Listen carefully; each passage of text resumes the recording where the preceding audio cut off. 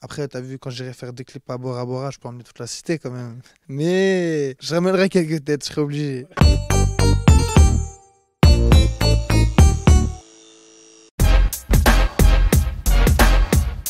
Toi tu parles d'amitié, j'aime pas trop ta mentalité. S'il y a une fille devant toi sur ma mère que tu vas me rappeler. Non, il n'y a rien derrière, c'est une voix naturelle. Après, j'appuie beaucoup au studio. T'as vu, il n'y a rien de trafiqué. Je suis en fêlé quand j'enregistre. Je suis dans la cabine, je suis dans mon élément. Je fais comme s'il n'y avait personne, il n'y avait que moi et le micro. Parce qu'il y a des sons, c'est physique à enregistrer. Je me mets torse nu et tout, je vais dans la cabine. Et voilà. J'étais petit dimanche matin avec ma mère, j'allais au marché. Je voyais que les... La force du quartier, c'est la force de la cité. Et c'est une force majeure, je trouve. La première force que tu vas avoir, c'est les mecs de ta cité qui viennent à ton clip, qui partagent et tout. Et moi, cette chose-là, j'ai pas enlevé cette image. Après, t'as vu, quand j'irai faire des clips à Bora Bora, je peux emmener toute la cité quand même. Mais je ramènerai quelques têtes, je serai obligé. Je suis pas un rappeur, je suis un écrivain. Mental de vainqueur, à la fin il en reste de hacker. C'est un artiste que j'écoutais déjà depuis longtemps, c'est un ancien on va dire. Ça me faisait plaisir, t'as vu, on était ensemble, on a clippé et tout s'est bien passé et c'est une bonne expérience. Ouais, quelques conseils, parce qu'il a vécu beaucoup plus que moi, ce que j'ai fait dans ma jeune carrière, t'as vu. On a une longue carrière, il m'a apporté quelques conseils et que j'ai gardé en tête.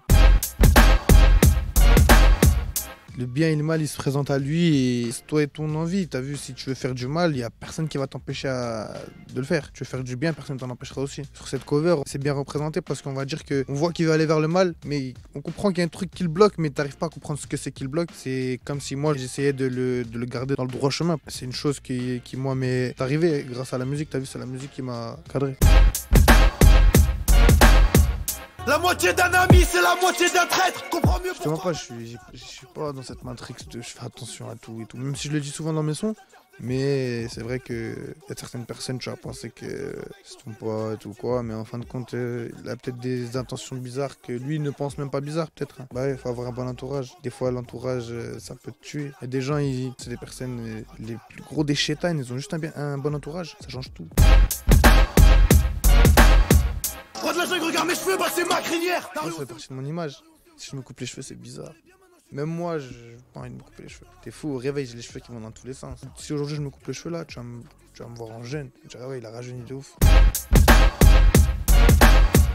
Ah, alhamdoulilah, je suis un rageux, je suis un fils d'étranger. Non, un ragel. Un ragel, ça veut dire c'est un homme. Et en fait, il faut comprendre l'arabe pour comprendre. Parce que quand tu comprends pas l'arabe, tu te dis, ah ouais, il a dit ragel. Ça n'a pas de sens. Parce qu'en fait, la phrase d'avant, c'est je dis hamdoulilah. Hamdoulilah, ça veut dire en gros Dieu merci. Dieu merci, je suis un rageux. Ça n'a pas trop de sens, t'as vu?